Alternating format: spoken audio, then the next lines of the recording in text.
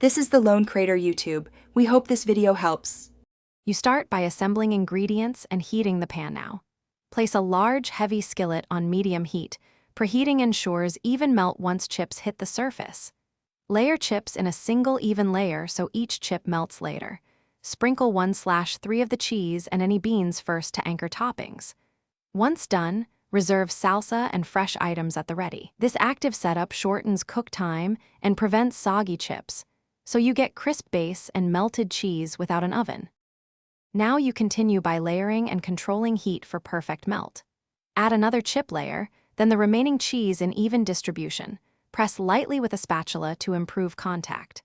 Cover the skillet to trap steam. This melts cheese gently in 2 to 4 minutes without burning chips. Make sure to reduce heat if edges brown too fast, and rotate the pan once to equalize warmth. Once cheese looks glossy and fully melted, remove the cover briefly to slightly crisp the chips back up before plating.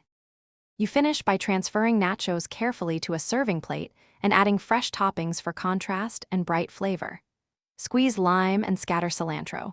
Serve immediately to enjoy crisp edges and gooey cheese. If the cheese resists melting, add 1 to 2 tablespoons of milk and cover again on very low heat. This thins cheese for smoother melt. If chips become soggy, remove the lid and let steam escape for 1 to 2 minutes on medium-low. This restores crunch without overcooking toppings. Thanks for watching. Consider subscribing if we helped you.